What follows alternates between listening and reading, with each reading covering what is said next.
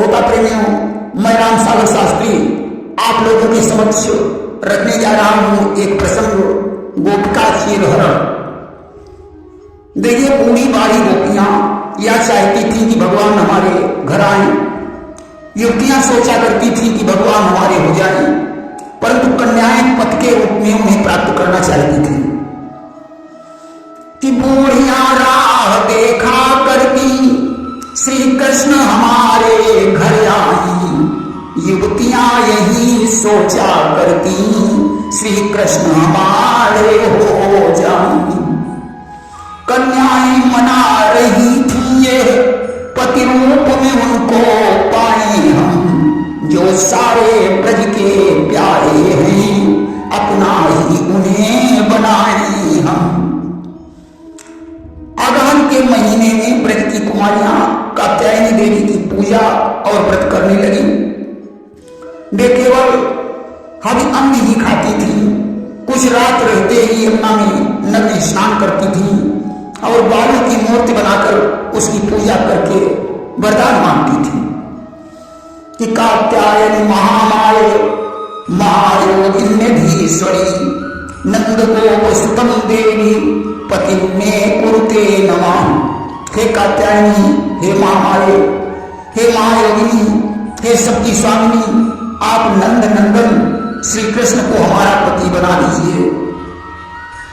भगवान ने विचार किया कि इन कन्याओं को ज्ञान नहीं है, जल में नग्न स्नान करना ठीक नहीं होता, अतः इन्हें ज्ञान प्रदान करना चाहिए। एक दिन की बात है, जब वे यमुना में नग्न स्नान कर रही थी, भगवान ने उनके वस्त्र उठा लिए और कदम के वृक्ष पर चढ़ गए। कि नहा रही थी यमुना में जब निवस्त्र ब्रजवाल, चढ़े कदम से घाट पर चीर चुरा ब्रजलाल। अब तो जब गोपियों का ध्यान भंग हुआ, उन्होंने देखा कि तट पर वस्त्र नहीं है। अब बाहर निकले तो कैसे निकले, जल में खड़ी रही तो पानी बहुत ठंडा है। कि उस समय दशा बालाओं की, क्या कह सकने के काबिल है। जल में रहना भी मुश्किल है, बाहर आना भी मुश्किल है। आपस में विचार करने लगी, कृष्ण के अलावा शिव कोई नहीं चुरा सकता है। तब तक सभी ने देखा कदम की डाल पर बैठे हुए कृष्ण मुरली बजा रहे हैं। अब तो गोपियां हाथ जोड़कर कृष्ण से प्रार्थना करने लगी कि दीन दयाल हरण दुख प्यारे, और दीजे मोहन चीर हमारे। ये दीनों के नाथ कृष्ण, कृपा करके हमारे वस्त्र दे दीजिए। भगवान ने कहा, गोपियों कि चीर देव तुम्हारे हम जबही, अब चलते बाहर आई हो तबही। यत्रा बलाह काम संवासा प्रतिहिताम। अगर तुम्हारी इच्छा हो तो जल से बाहर निकलकर यहां आकर अपने अपने वस्त्र ले जाइए। गोपियां पुरोहित के पत्तों से अपने शरीर को ढककर बाहर निकली और उन्होंने कहा, कृष्ण हमारे वस्त्र दे दीजिए। भगवान ने कहा, गोपियों तुमने जो व्रत लिया था उसे तो तुमने अच्छी तरह निभाया है, परंतु इस अवस्था में वस्त्रहीन होकर तुमने जल में स्नान किया है। इससे जल के अधिष्ठाता वरुणदेव तथा यमुना का अपमान हुआ है। नारद स्मृति में लिखा है कि नारद स्मृति माही विचारा, जलमा चौकी वरुण द्वारा। गोपियों, जल में वरुण देव का पहरा होता है। और जहां पई कट प्रमाण जल होई, और कहां पे नारी घुसई नहीं कोई। जहां कमर तक पानी हो वहां पर स्त्री को कभी नहीं घुसना चाहिए। तुम तो इसमें नग्न स्नान कर रही हो, अतः इस दोष को शांति के लिए तुम अपने हाथ जोड़कर सिर से लगाओ और उन्हें झुककर प्रणाम करो। इसके बाद अपने अपने वस्त्र ले जाओ। गोपियों ने हाथ जोड़कर बलदेव से क्षमा मांगी। भगवान ने उनके वस्त्र दे दिए। वस्त्र पहनकर गोपियों ने कृष्ण से कहा कि करुणा निधि जिस भांति से पूजी है रास, उसी भांति से एक दिन की है रास विलास।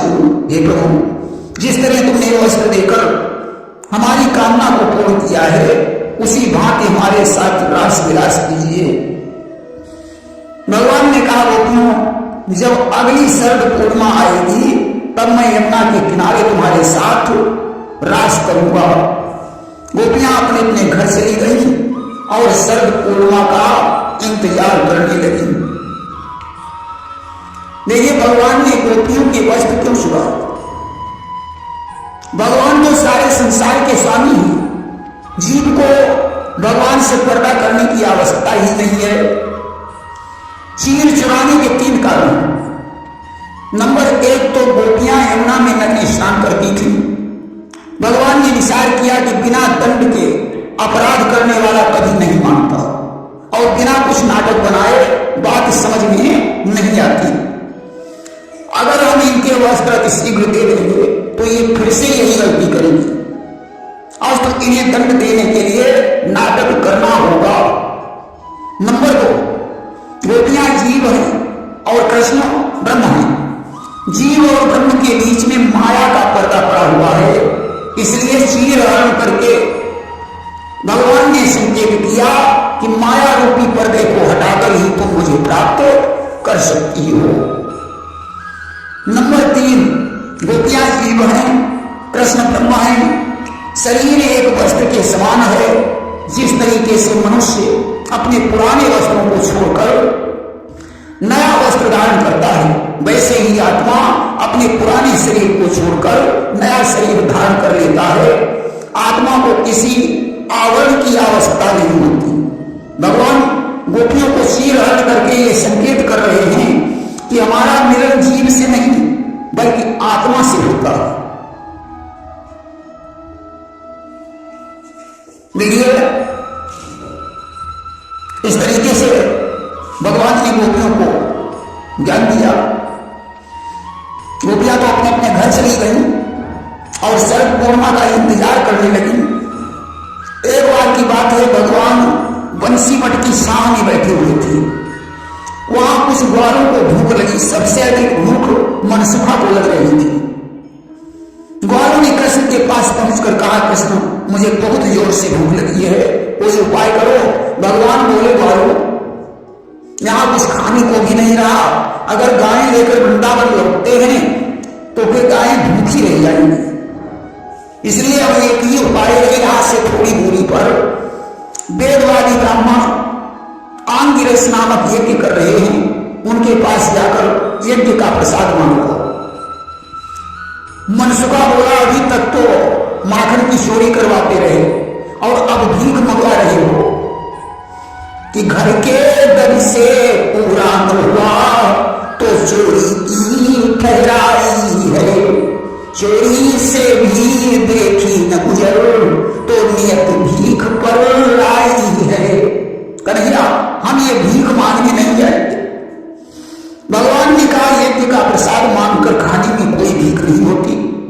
जाओ, उन्हें मेरी तरफ से प्रणाम कह देना और बतला देना कि यह प्रसाद कृष्ण और बलराम ने मंगाया है। आज मनसुखा ग्वाल वालों के साथ वहां पहुंचा। उसने जाकर निवेदन किया कि कृष्ण और बलराम ने तुम्हारे पास भेजा है, वे भूखे हैं, यज्ञ का प्रसाद मंगवा रहे हैं। देखिए, जिस यज्ञ दीक्षा में पशु बलि होती है अथवा सौत्रामणि यज्ञ में दीक्षित पुरुष का अन्न नहीं खाना चाहिए। बाकी यज्ञ में दीक्षित पुरुष का अन्न खाया जा सकता है।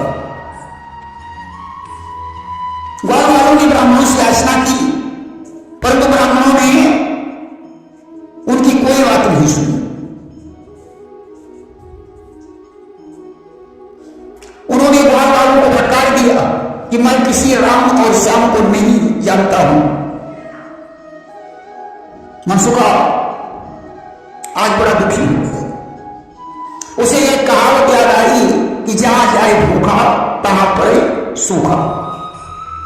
अब तो मनसुखा विधाता को दोष देने लगा कि हे विधाता, तूने ये पेट बनाकर हमें लाचार कर दिया, कि हे विधना करूं पुकार, क्यों तूने पेट बनायो, क्यों तूने पेट बनायो, क्यों तूने पेट बनायो, हे विधना करूं पुकार, क्यों तूने पेट बनायो।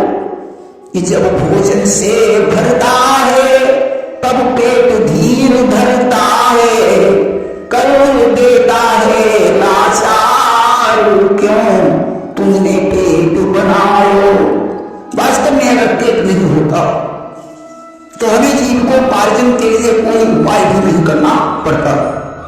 हरिदास जी ने एक पंक्ति में लिख दिया कि पेट ही के लिए पाँव पलोटत, पेट ही है तू ही खोवत लाजा, पेट ही के लिए नाचत कूदत, पेट ही है तू बजावत बाजा, और पेट ही के लिए शीश नवावत, सुमस बोली गरीब राजा। और यमो हरिदास संतोष भयो, तब से रंग वही से राजा। पेट के कारण लोग दूसरे के पैरों पर पड़ते हैं, पेट के लिए ही नाचते कूदते हैं, पेट के लिए ही शीश झुकाना पड़ता है, कंजूस को दानवीर कहना पड़ता है। अगर पेट नहीं होता तो शायद न कोई राजा होता न कोई रंग होता। मनसुबा आज बहुत दुखी है। आज उसने जाकर कृष्ण से कहा कि मेरे बार बार कहने पर भी ब्राह्मणों ने कोई ध्यान नहीं दिया। वे बोले मैं किसी राम और श्याम को नहीं जानता हूं। भगवान ने हंसकर कहा कि बार बार प्रयत्न करने पर सफलता प्राप्त हो जाती है, इसलिए प्रयत्न करना बंद मत कीजिए। इस बार तुम ब्राह्मणों की पत्नियों के पास जाओ और उनसे कह देना कि बलराम और कृष्ण ने भोजन मंगवाया है। मनसुबा बोला कन्हैया अब हम नहीं जाएंगे। वैसे भी ब्राह्मण बड़े क्रोधित हो गए, उन्होंने मुझे भगा दिया। अब मैं उनकी पत्नियों के पास जाऊंगा, वे भी कहीं गुस्से में हो गई और मुझे पीटने लगी तो बात ठीक नहीं होगी। भगवान ने कहा नहीं दादा, इस बार तुम खाली नहीं लौटोगे।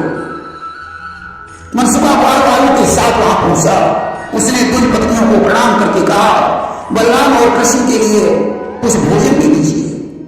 अब तो दुल पत्नियों ने सुंदर व्यंजन बनाकर थाली में सजाया और भगवान के पास चल पड़ी। उनके पति पुत्र भाई उन्हें रोकते रहे परंतु फिर भी वे नहीं मानी। एक ब्राह्मण ने अपनी पत्नी को नहीं जाने दिया तो उसने अपने प्राण छोड़ दिए और उसकी आत्मा भगवान के पास पहुंच गई। यह तीन पत्नियां जाकर भगवान के चरणों में प्रणाम करने लगी। भगवान बोले देवियों आप ब्राह्मण हैं इसलिए मेरे पैरों पर मत पड़ो। कि बोले देवी न प्रणाम करो हम बाल बाल कहलाते हैं, बेसियस नहीं पाते हैं जो विप्रों से पांव पुजाते हैं। तुमने भोजन प्रदान करके मेरा सत्कार किया है, अब बताओ मैं तुम्हारा क्या उपकार करूं। दुष्पत्नियों ने कहा प्रभु आपके दर्शन हो गए यही मेरे लिए बहुत बड़े सौभाग्य की बात है।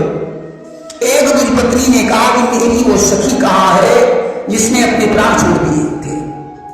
भगवान ने पीतांबर हटाया और कहा तुम्हारी सखी मेरे पास पहले से ही आ चुकी है। अब तो देवियों ने जाकर अपने पतियों को प्रणाम किया और बताया कि मैं तो भगवान के दर्शन करके आई हूं। अब तो ब्राह्मणों को बहुत दुख हुआ, वे अपने को धिक्कारने लगे।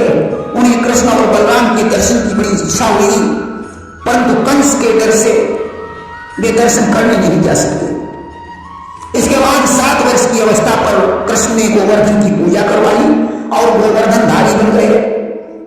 एक दिन कार्तिक शुक्ल एकादशी का नंद बाबा ने उपवास किया और भगवान की पूजा की। उसी दिन रात में द्वादशी लगने पर 6 घड़ी रात शेष रह जाने पर उन्होंने यमुना जी स्नान करने के लिए प्रवेश किया। वरुण के दूतों ने पकड़कर वरुण लोग ले गए। भगवान कृष्ण वहां पहुंचे। वरुण ने उनसे क्षमा मांगी और भेंट सामग्री सहित नंद जी को वापस कर दिया। अगले दिन ब्रजवासियों का अनुराग देखकर कृष्ण ने उन्हें वैकुंठ का दर्शन करवाया। इसके बाद 8 वर्ष की अवस्था में भगवान ने गोपियों के साथ रासलीला की। प्रेम से वृंदावन बिहारी लाल की जय।